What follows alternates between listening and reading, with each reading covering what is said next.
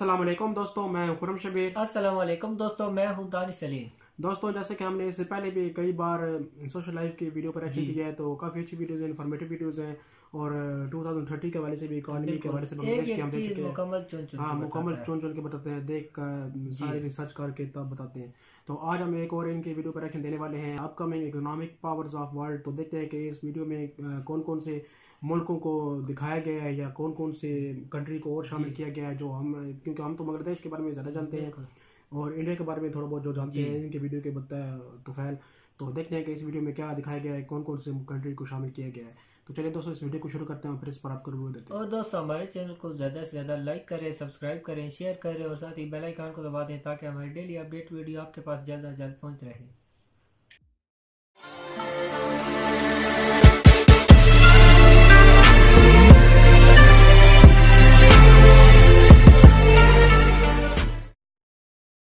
Hello friends, कैसे आप लोग? आप सभी का स्वागत है हमारे चैनल सोशल लाइफ में। दोस्तों, यूनाइटेड नेशंस में 193 मेंबर्स है, यानी इतने कंट्रीज को इंटरनेशनली रिकॉग्नाइज कर लिया गया है। लेकिन इन सभी कंट्रीज में से कुछ कंट्रीज ही ऐसे हैं जो इन सभी कंट्रीज को डायरेक्टली और इनडायरेक्टली कंट्रोल या इफेक्ट करते हैं। उन्हें हम सुपर पावर, बिग पावर्स कहते हैं। दोस्तों, इन कंट्रीज का एक सिंपल सा फॉर्मूला है, economic power plus military power plus diplomatic power equal to big power और सुपर पावर। और कुछ कंट्रीज ऐसे भी हैं जिनके पास इकोनॉमिक पावर नहीं है, लेकिन वो अपनी मिलिट्री पावर बढ़ाने की कोशिश करते रहते हैं। और उनका क्या हाल है आपको और मुझको अच्छे से पता है, उनके बारे में बात करने की जरूरत नहीं है। तो आज के इस वीडियो में हम बात करेंगे कुछ ऐसे कंट्रीज की जो आने वाले समय में एक बहुत ही बड़ी इकोनॉमिक पावर बन सकती है। तो दोस्तों, वीडियो होने वाला इंटरेस्टिंग, आप बने रहिए हमारे साथ। चलिए, मेरा नाम है आहान, आप देख रहे हैं सोशल लाइफ। वीडियो शुरू करते हैं।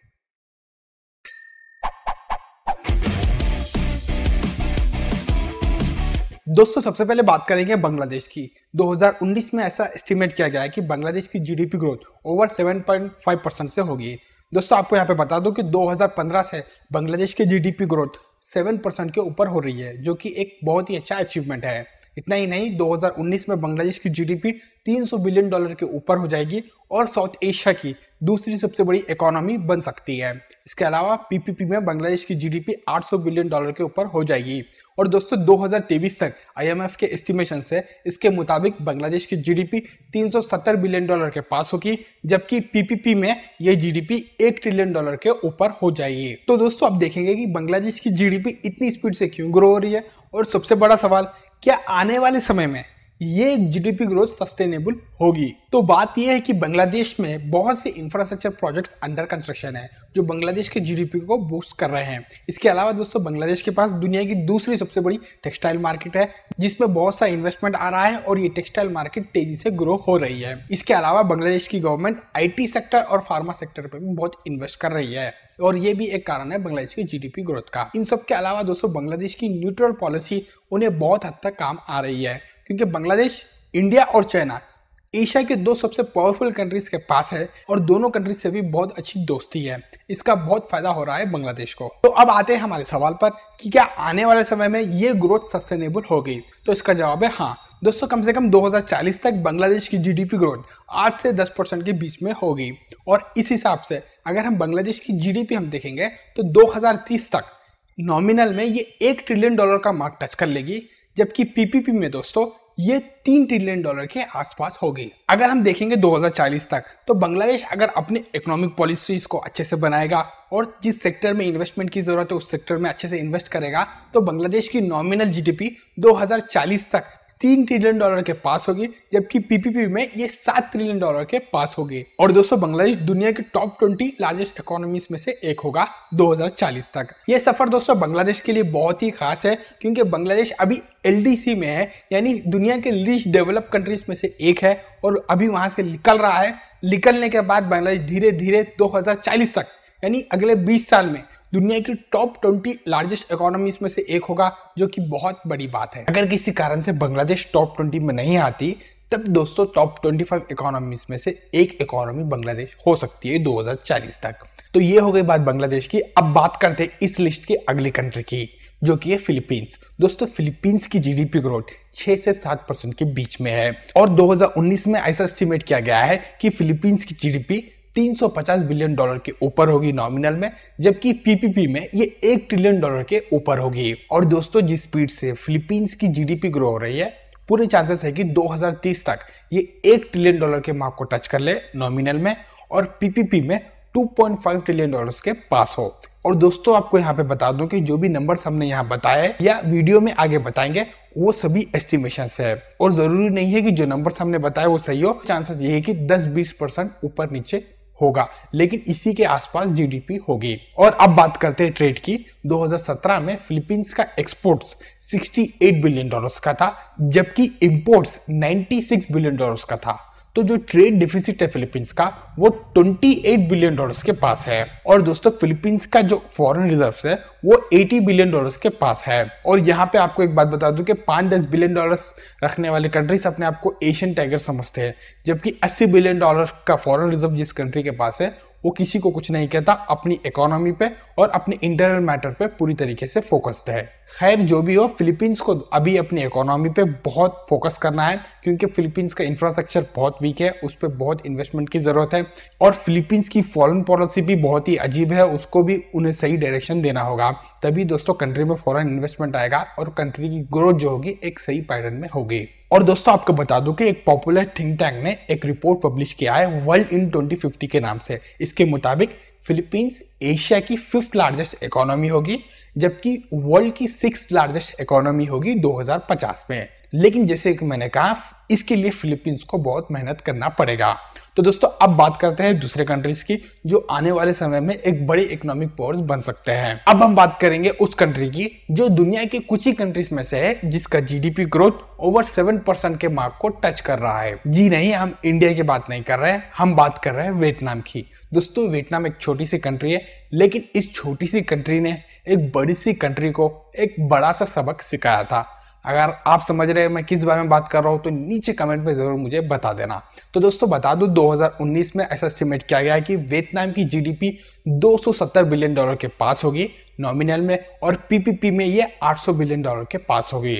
और दोस्तों आईएमएफ के मुताबिक 2023 तक वियतनाम की जीडीपी 370 बिलियन डॉलर के पास पहुंच जाएगी नॉमिनल में, और 1 ट्रिलियन डॉलर के ऊपर हो जाएगी पीपीपी में। और एक बात यहाँ पे आपको बता दूं कि दुनिया में 5 कम्युनिस्ट नेशन बाकी है और उस 5 में से एक वियतनाम है। लेकिन मिड 90s से वियतनाम ने अपनी इकोनॉमिक पॉलिसीज को बदलना शुरू कर दिया, यानी इकोनॉमिक रिफॉर्म शुरू कर दिए। धीरे धीरे से ही सही वियतनाम कैपिटलिस्ट पॉलिसीज की तरफ जा रहा है। और वियतनाम अगर सही से अपनी इकोनॉमी को डाइवर्सिफाई करता है और इन्वेस्टमेंट लाता है और अपने इंफ्रास्ट्रक्चर पे फोकस करता है तो ये पूरे चांसेस है कि 2050 तक वियतनाम दुनिया के टॉप 20 इकोनॉमीज में से एक हो। दोस्तों अब हम बात करेंगे साउथ ईस्ट एशिया की सबसे बड़ी इकोनॉमी यानी इंडोनेशिया की। इस कंट्री का एवरेज ग्रोथ 5% के पास है, और 2018 में नॉमिनल के मामले में इंडोनेशिया की जीडीपी 1 ट्रिलियन डॉलर के मार्क को टच कर चुकी है, जबकि पीपीपी में इस कंट्री की जीडीपी 3.5 ट्रिलियन डॉलर के पास है। और इंडोनेशिया का नॉमिनल रैंक 16th है, यानी नॉमिनल के मामले में इंडोनेशिया वर्ल्ड की 16th लार्जेस्ट इकोनॉमी है, जबकि पीपीपी में ये 7th लार्जेस्ट इकोनॉमी है। और दोस्तों जिस स्पीड से इंडोनेशिया ग्रो हो रहा है, 2023 तक नॉमिनल में इंडोनेशिया का जीडीपी 1.5 ट्रिलियन डॉलर के पास होगा, और पीपीपी में दोस्तों ये 5 ट्रिलियन डॉलर के पास होगा। और 2030 तक पीपीपी के मामले में इंडोनेशिया दुनिया की 4थी सबसे बड़ी इकोनॉमी बन सकती है। दोस्तों आपको बता दूं कि अगर कोई कंट्री टक्कर दे सकती है यूएसए और चाइना को इंडिया के बाद, तो वो है इंडोनेशिया। अभी इंडोनेशिया वर्ल्ड की फास्टेस्ट इमर्जिंग मार्केट में से एक है, जिसका 2017 में फॉरेन रिजर्व्स 130 बिलियन डॉलर के भी ऊपर है। इतना ही नहीं, 2050 तक पूरे चांसेस है कि इंडोनेशिया पीपीपी में यूनाइटेड स्टेट्स को ओवरटेक कर ले और दुनिया की 3री सबसे बड़ी इकोनॉमी बन जाए। तो अब हम बात करेंगे उस कंट्री की जो इमर्जिंग मार्केट में सबसे तेजी से आगे बढ़ रही है, यानी इंडिया की। दोस्तों इंडिया अभी वर्ल्ड के फास्टेस्ट ग्रोइंग मेजर इकोनॉमी है, और 2019 में ऐसा प्रेडिक्शन है कि इंडिया का जीडीपी 3 ट्रिलियन डॉलर के ऊपर हो जाएगा, जिसका जीडीपी रैंक 5th होगा, यानी इंडिया नॉमिनल में वर्ल्ड की 5th लार्जेस्ट इकोनॉमी होगी, जबकि पीपीपी में इंडिया ऑलरेडी वर्ल्ड की 3rd लार्जेस्ट इकोनॉमी है। और पीपीपी में इंडिया का जीडीपी 2019 में 11 यानी 11 ट्रिलियन डॉलर के ऊपर होगा। लेकिन दोस्तों अभी इंडिया की ग्रोथ स्टोरी की ये तो सिर्फ शुरुआत है, अभी बहुत आगे बढ़ना है। 8 से 10% के बीच में इंडिया का जीडीपी ग्रोथ हो सकता है अगले 10 से 20 साल तक, यानी 2040 तक इंडिया ऐसे ही धीरे धीरे आगे बढ़ता रहेगा। तो उस हिसाब से हम समझ सकते हैं कि 2030 तक दोस्तों इंडिया वर्ल्ड की सेकंड लार्जेस्ट इकोनॉमी बन जाएगा पीपीपी में, और पूरे चांसेस है कि 2040 तक इंडिया वर्ल्ड की सेकंड लार्जेस्ट इकोनॉमी बन जाएगा नॉमिनल में। तो दोस्तों बस इस वीडियो में इतना ही।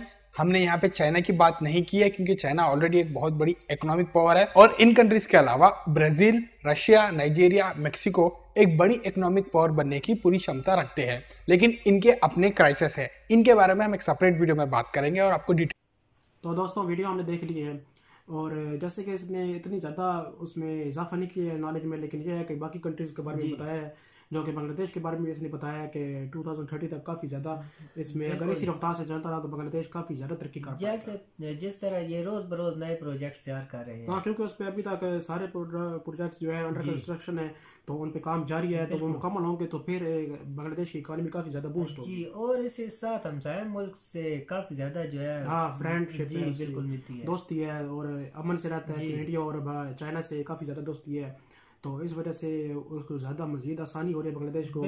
तो हमें तो दोस्तों काफ़ी अच्छा लगा है वीडियो में सारी बातें सुनकर, जो कि फिलीपाइंस के बारे में इसने बताया है कि उनकी इकॉनमी किस लेवल पे जा रही है, और इंडिया की, और दूसरा वियतनाम की काफ़ी ज़्यादा, इंडोनेशिया की बहुत ज़्यादा जा रही है, वो काफ़ी ज़्यादा आगे जा रही है, जितना कि ज़्यादा तरक्की इंडोनेशिया भी कर रहा है, और उसकी बहुत ज़्यादा इंडोनेशिया का हमें नहीं था कि हाँ कि वो इतनी तरक्की कर रहा है। और दूसरा जैसे कि इसने बताया कि बांग्लादेश 7.5 की रफ्तार से तरक्की कर रहा है। अगर इसी तरह चलता रहा तो 2040 तक काफ़ी ज़्यादा तरक्की, हाँ काफ़ी ज़्यादा 3 ट्रिलियन तक पहुँच जाएगी जीडीपी रहे। तो उसमें बहुत अच्छी बात है कि इतना ज़्यादा इकॉनमी में बढ़ेगी इकॉनमी, बिल्कुल, क्योंकि इसमें वो दुनिया की सेकंड टेक्सटाइल इंडस्ट्री है। हाँ, क्योंकि चाइना नंबर 1 पे, दूसरे नंबर पर बांग्लादेश है, तो इन दोनों मुल्कों के बराबर टक्कर का कोई है नहीं हो जो टेक्सटाइल में आगे हो। दूसरा आईटी में भी काफ़ी ज़्यादा बांग्लादेश के तरक्की कर रहा है, और फार्मा इंडस्ट्री में भी, तो काफ़ी शोबे में बांग्लादेश आगे जा रहा है, और हमें तो काफ़ी खुशी हो रही है कि बांग्लादेश इतनी ज़्यादा तरक्की कर रहा है, और काफ़ी ज़्यादा,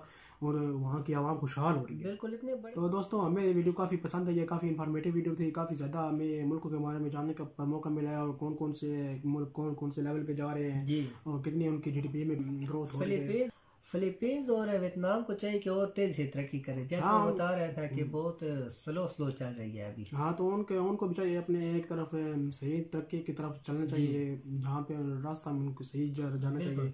उनको एक, वो कहते हैं, एक निशान चाहिए कि वहाँ इस तरफ हमें जाना है, ये गोल हमने इन सालों में कंप्लीट करना है अपने मुल्क के लिए, ये चीज़ें डेवलप करनी है अपने मुल्क में, ये प्रोजेक्ट्स चलाने हैं, ये इनके जरिए हम इतनी लोगों को, अपने मुल्क के टूरिस्ट वगैरह को अपनी तरफ खींच पाएंगे। फिर बिल्कुल जाहिर बात है, तभी तो आवाम खुशहाल होगी। हाँ, तो दोस्तों हमें तो ये वीडियो काफ़ी पसंद आई है, काफ़ी इन्फॉर्मेटिव वीडियो थी। तो अगर आपको हमारी ये वीडियो पसंद आई तो इसे लाइक करें, चैनल को सब्सक्राइब करें, शेयर करें, और साथ ही बेल आइकन को दबा दें ताकि हमारी डेली अपडेट वीडियो आपके पास जल्द से जल्द पहुंच रहे। तो मिलते हैं अगली वीडियो के साथ, तब तक के लिए अल्लाह हाफिज़।